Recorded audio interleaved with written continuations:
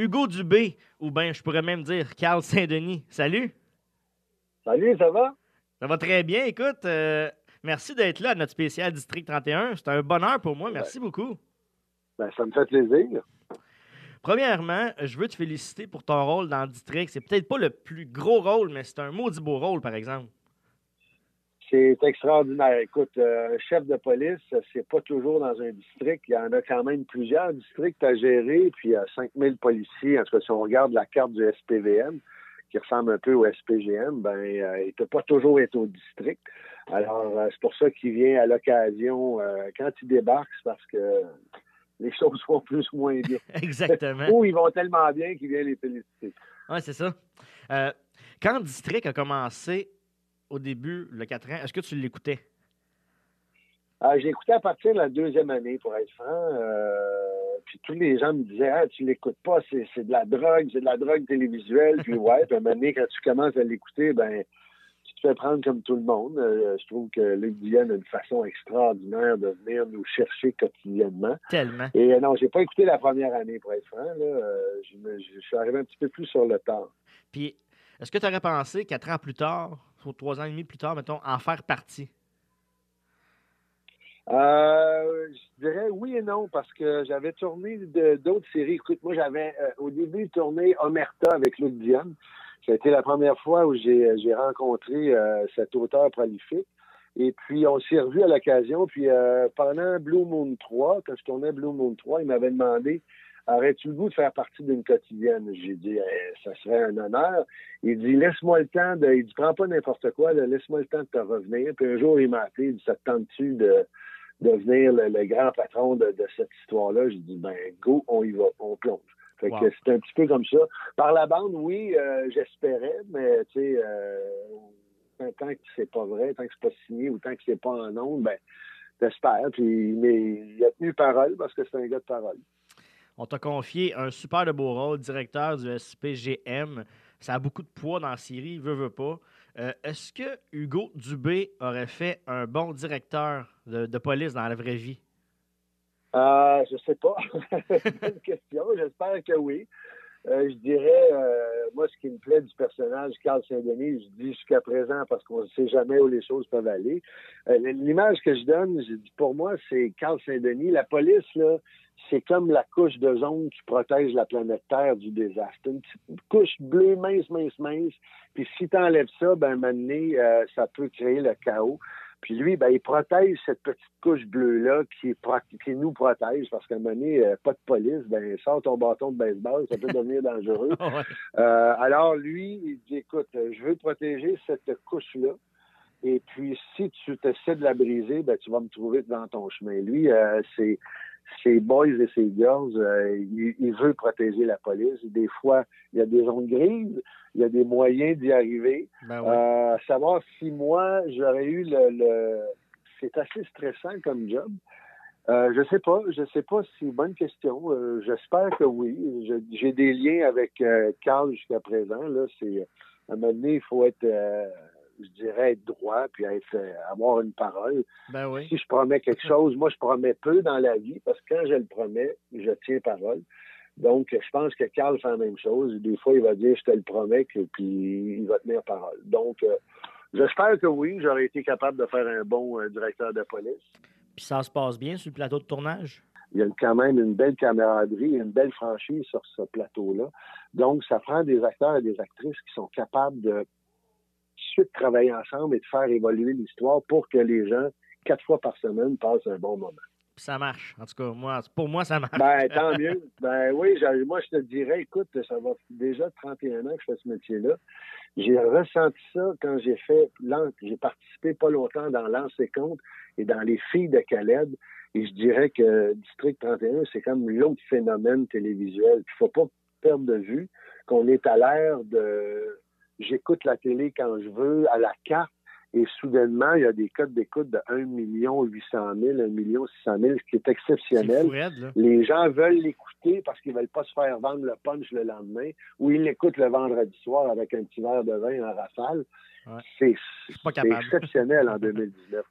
Tu l'écoutes à tous les jours, toi, ou le vendredi? J'ai pas le choix de l'écouter à tous les jours.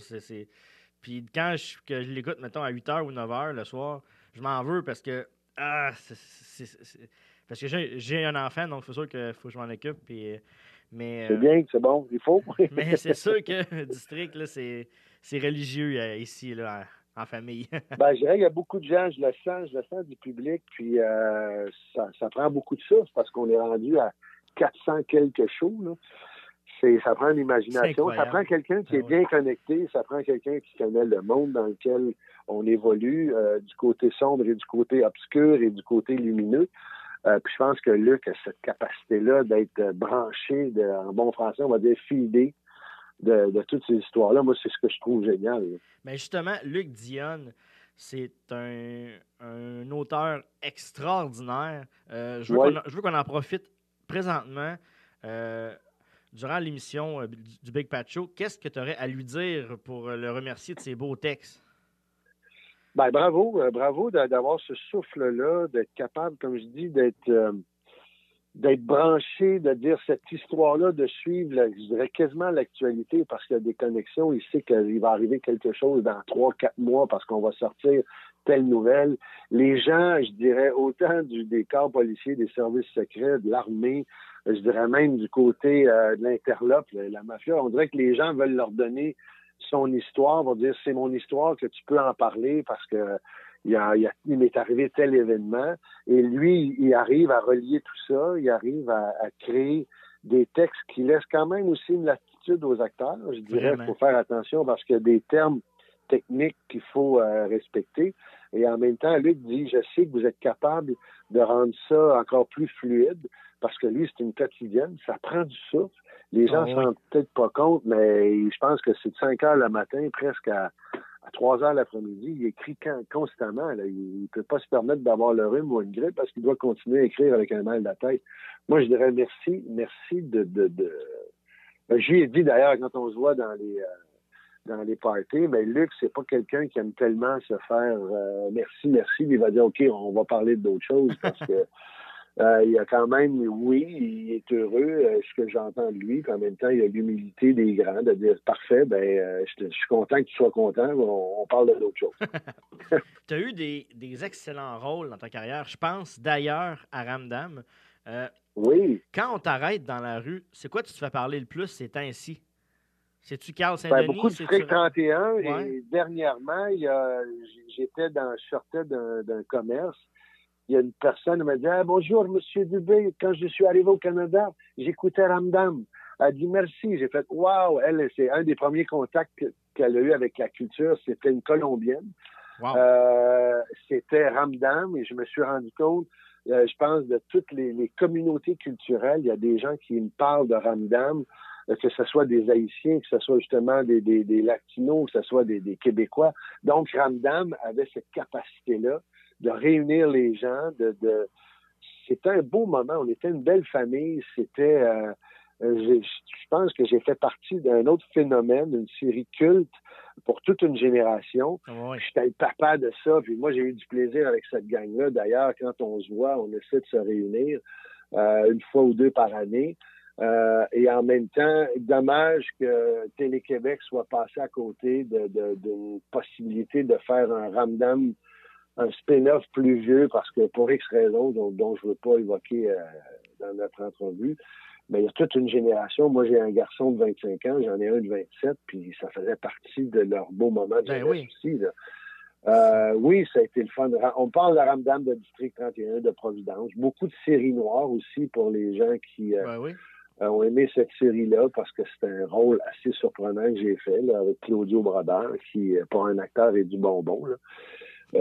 Voilà, on parle de, écoute, j'en ai fait, ça dépend, des fois on parle des honorables de ce temps-ci, on m'a parlé beaucoup de Blue Moon 3. Si t'as pas vu Blue Moon 3 puis que t'aimes District 31, comme on dit, garoche-toi sur Blue Moon 3. C'est excellent, là. C'est le fun. Sans rien dévoiler, on veut pas aucun punch, mais je veux que tu te fies à ta propre vision, à toi. T'aimerais que ton personnage aille dans quelle direction, mettons? Si tu en aurais le choix, tu veux-tu qu'il se vire un peu plus méchant? Comment tu... Ben, moi, je dirais, non, mais la direction, c'est que, je le répète, c'est un gars qui veut protéger la police, qui veut protéger la petite couche bleue que je t'expliquais tantôt. Ouais, bon. Et puis, ben, dans la vie, c'est pas noir et blanc. Il y a des zones grises. Moi, j'aime bien quand Carl se retrouve dans ces zones-là. Je pense jusqu'à présent que c'est un gars d'honneur. À un moment donné, ça prend pas juste des méchants puis des doux-croches puis du monde qui... Ça prend des fois le public veut dire, OK, il y a des bases où on peut s'accoter, on peut s'y fier. Est-ce que Carl va dégénérer? Je ne sais pas. Ça, je laisse ça à Luc. J'ai pas l'impression parce qu'à un moment donné, comme je dis, si tout le monde est méchant, où c'est qu'on s'en va comme société? C'est ça, exact. Mais il y a des zones grises que j'haïs pas avec les ministres, avec, quand on s'attaque au corps policier, lui, il est prêt à défendre bec et ongle. Mais il faut que tu sois quelqu'un de droit. À mon sens, moi, Carl, c'est pour le bien de la collectivité, c'est pour les citoyens. Si tu es en bon français, un trou de cul, puis tu as fait de quoi, ben sèche, crève, c'est ce que tu as mérité. Bon, moi, c'est un peu là qu'il va, le bonhomme. Si demain matin, on te donnerait le rôle de ta vie, un rôle marquant, tu aimerais que ce soit dans quel style? Un rôle marquant? Moi, j'ai bien aimé, écoute, je sais pas si tu as vu Les Bâtisseurs d'eau, qui était une série sur la puissance hydroélectrique des Québécois. Oui, on est les meilleurs au monde. Puis ça, des fois, ça m'étonne à quel point on oublie qu'on est les meilleurs au monde. On est en train de conquérir la planète avec un gars qui s'appelle Martel. Moi, ça serait des rôles de même. Ça serait un rôle qui démontre aux Québécois, Québécoises qu'on a le droit de bomber le torse, on a le droit d'être fiers. C'est des gens qui ont de la persévérance, qui ont du drame, qui finissent par se relever, de la résilience. Un rôle qui pourrait redonner aussi fierté aux mecs. Ça me plaît, tu sais, qu'on soit pas juste, je prends un coup, je baise ma copine, puis je m'en vais, puis que la dramaturgie permette aux hommes et aux femmes je dirais, de continuer cette danse de la complémentarité. Moi, c'est ce qui me plaît. C'est ça, je reviens un petit peu au Bâtisseur d'eau. Ça a été un des rôles qui m'a plu beaucoup. De faire incarner Archambault, qui était l'architecte des lignes que tu vois, les grosses lignes de haute tension qu'on appelle les 735 kV, qui étaient uniques au monde. Ben moi, j'aimerais ça qu'on puisse m'offrir un rôle qui redonne. J'aime bien les rôles lumineux, mais lumineux qui vont autant dans les ténèbres, qui veulent chercher la lumière. Ça me plaît. Ben, je te le souhaite. Ben, merci. Comme on dit, on envoie une bouteille dans l'univers des possibilités. On va faire une petite pause, bougez pas, parce qu'au retour, je fais un petit jeu avec Hugo Dubé ou bien Carl Saint-Denis. On revient.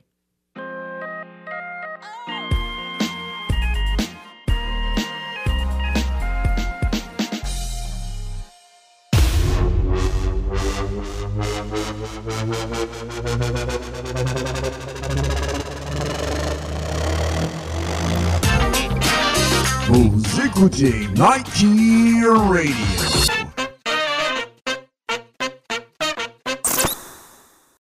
Une fille, une passion, une marque. Elle est photographe vidéaste et c'est elle qui se cache derrière la marque Animaux Photo. C'est Brigitte Fauché et vous allez l'adorer. Elle est passionnée et crée pour vous des images qui ont de la gueule. On dit d'elle qu'elle photographie l'âme des animaux. Service aux particuliers, service aux entreprises et casting. Allez vite découvrir son tout nouveau site web animauxphoto.ca et appelez dès maintenant au 418-838-2393 pour planifier une entrevue. Je vous rassure, elle ne mord pas. Vous résidez dans la grande région de la capitale nationale ou simplement en visite? Vous cherchez quoi faire pour passer le temps? Ne cherchez plus. Musique, théâtre, spectacle, humour, exposition et même les sports. Trouvez tout au même endroit. Consultez le portail événementiel de Lévis, quoifairealévis.com et découvrez tout ce qui fait vibrer la région. Quoifairealévis.com, à chacun son événement.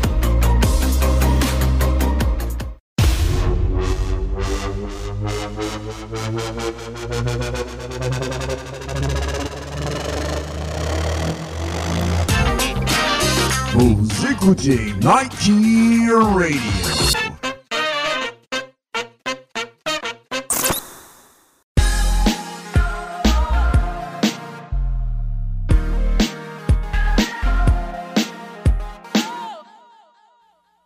De retour au Big Pat Show dans le spécial District 31.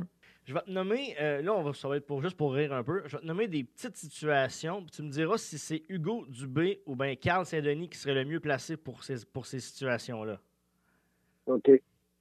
On va commencer par aller dans l'armée. Est-ce que c'est Hugo Dubé qui irait à la course ou bien c'est Carl Saint-Denis? Ce serait Carl Saint-Denis. Carl Saint-Denis. Ah oui, pas Hugo Dubé. Moi, il y avait une belle phrase à l'époque de l'armée canadienne, c'était un clin d'œil, j'ai beaucoup de respect pour les forces armées. Là. Ben oui. C'était quoi? Donc, les forces armées parce que la vie t'intéresse. Puis le gars, il dit, je suis entré dans les forces armées parce que la vie m'intéressait et j'en suis ressorti pour la même raison. Je pense que ce serait Hugo Dubé qui ferait ça. Alors, ce serait pour Carl Saint-Denis, l'armée. Parfait. Perdre patience rapidement. C'est un mélange des deux. Non, c'est plus Carl Saint-Denis quand il veut que les choses se fassent. Je parle encore une fois Carl Saint-Denis. Ouais, Hugo est plus modéré et plus... Puis, ouais. je te dis, faire des jokes en continu, c'est qui ferait ça? Plus Dubé. Hugo Dubé, oui. Définitivement, ouais, plus Hugo Dubé que Carl. Carl, il a son sens de l'humour, mais moi, j'aime bien plus Hugo Dubé. Compter des petits mensonges. Des petits mensonges et des petits mensonges blancs, comme du Carl Saint-Denis, Carl, il serait bon là-dedans pour faire avancer un dossier, puis éviter que les cravates s'en mêlent, puis que ça se conflicte, l'administration. Donc, Carl Saint-Denis, oui. Rapidement, pour l'enfant en moi, Ramdam, ça l'a occupé, écoute, une grosse partie de notre vie, de la tienne aussi, 7-8 ans environ. Oui, 8 ans. C'est un beau projet. Jouer un père de famille, tu devais aimer ça. Ah, moi, j'ai aimé ça. J'ai aimé le contexte dans lequel on le faisait parce que moi, j'aimais bien rendre petit Claude des fois un peu gauche quand il n'était pas capable de faire justement du bricolage, quand il n'était pas capable de réparer un lave-vaisselle. Moi, ça me plaisait quand il ne connaissait pas les bons termes du skate. En même temps, il y avait quand même cette autorité-là et ce côté... le personnage, j'aimais dans les mises en abîme quand il perdait connaissance. J'aimais Ramdam, une des raisons pourquoi il y a eu un si gros hit, c'était pour les 9-12 ans au début, ce show-là. Mais il y avait 3 personnes qu'on appelle des auteurs et des script éditeurs, dont un qui s'appelle François Havard, qui est un des auteurs les plus extraordinaires. Ben oui. Mais François Havard a écrit 100 shows de Ramdam. Et puis lui, son fun, c'était de déjouer un petit peu la censure de Télé-Québec à l'époque pour amener à ce que les universitaires et les parents disent « OK, l'enfant a compris ça, mais moi, je comprends d'autres choses. » Et ça, c'était génial. Ça, j'aimais ça. C'est écœurant. Puis, de quoi tu es le plus fier de ce projet-là? C'était la famille, c'était les textes qu'on avait à jouer, la façon dont on le... Écoute, Ramdam, on est parti la première journée, je pense qu'on avait 15 000 de codes d'écoute. On est monté à 45 000 le lendemain et on est monté au-dessus d'un demi-million. Puis pour la Télé-Québec, c'était énorme. C'est le plus gros show qui a jamais eu lieu sur cette chaîne de télévision. C'était l'ensemble de l'œuvre. C'était autant la production, la réalisation, les acteurs et la technique. C'était la famille qui... moi, j'ai tellement eu de plaisir. J'ai vu... Maxime Desbiens-Tremblay, ça avait 15 ans. Marie-Lou Wolfe, ça avait 22 ans. J'ai vu l'union entre Marie-Lou Wolfe et Guillaume Lemaitre-Vierge au début. C'était tout ça. C'était autant dans la vie que sur le plateau. On avait vraiment une belle famille. Puis il y a des moments qu'un acteur qui dit « Wow! » un acteur et une actrice, c'est d'être capable de passer à travers les deuils parce qu'à un moment donné, la famille se disloque. Après 8 ans, tu pars chacun de ton bord. C'est d'accepter ça. On fait un métier où tu as beaucoup de joie, mais en même temps, tu as des peines. Tu n'as pas eu le rôle, le projet arrête, ton personnage meurt, peu importe. C'est d'accepter tout ça. Vraiment. Pour finir, tu fais du théâtre aussi, là? Là, je suis en train de jouer actuellement chez Duceppe, une pièce qui s'appelle Disparu, qui est ça faisait un petit bout de temps que je n'avais pas monté sur les planches. Moi, je fais beaucoup de conférences, donc c'est un peu mon théâtre. Et puis, j'avais le goût de revivre cette espèce de moment entre quand tu es sur les planches et tu collabores avec tes camarades acteurs, actrices, comédiens, comédiennes, comme on peut le dire. Et c'est un kiff-ti de beau show. C'est une des pièces qui a connu un des plus gros hits aux États-Unis. Le père meurt, les filles viennent voir la mère et la mère est complètement fébrile. Et là, avec les varlopes, là, il se dit des choses là-dedans. Là, c'est drôle, mais en même temps, c'est d'une violence psychologique. C'est tout les gens, ils reçoivent ça, ils rient, puis en même temps, ils font « Wow! Qu'est-ce que je viens d'entendre? » C'est tellement énorme que j'en ris pour me protéger. Mais jusqu'à présent, on a un beau succès. Là. C'est une mise en scène de René Richard Cyr, qui est un metteur en scène extraordinaire. Oui, il est bon, lui. Donc, je me sens privilégié de faire partie de jouer avec Sophie Cadieux, avec Marie-Hélène Thibault, pour ne nommer que ceux-là. OK, oui, il y a c'est des gros noms vraiment là-dedans. Wow. Oui, il y a des actrices extraordinaires, là, d'une précision et d'une qualité d'interprétation fabuleuse. Fait que tu t'amuses, tant mieux. Ben oui, c'est pas dans la vie, c'est tellement court, il faut s'amuser, là, c'est le but. Là, il y a des moments, tu n'as pas le choix. Là, c'est ça. Il y a des moments, tu montes sur les planches, puis t'as mal au ventre ou t'as un peu mal à la tête, mais tu le fais, là, de show must go on. Là. Dernièrement, il y a une de nos actrices, elle a perdu son papa, puis on est en train de jouer, puis ça parle beaucoup de mort, alors on l'a soutenu. C'était comme un moment assez intense. Voilà. On peut visiter le site internet hugodubé.com pour connaître tous les détails sur ta carrière. Tout est là, tout est dit. Puis je veux juste dire ça comme ça. Il y a quand même 8 nominations aux Gémeaux là-dessus. Wow! Oui. Oui. Oui. Un jour, peut-être que j'en gagnerai un, je ne sais pas. Il me reste, j'espère, encore 30 ans de carrière pour y arriver. Ah, écoute, je ne suis même pas inquiète pour toi. Écoute, merci d'avoir donné une si belle entrevue. Pat. T'es vraiment smart. Fait que tu m'envoies un coucou quand tu mets ça en ondes, puis salutations à tout le monde, là, je sais pas. Merci. On rentre dans l'hiver, on n'a pas le choix, ceux qui aiment ça, tant mieux, ceux qui n'aiment pas ça, ben c'est un 5-6 mois, vous allez avoir le petit frisson, comme dit ma femme. Oui. Écoute, le plus grand des succès à toi, mon ami. Ben, toi aussi, santé tout le monde. Merci. Merci. Bye-bye. Ciao.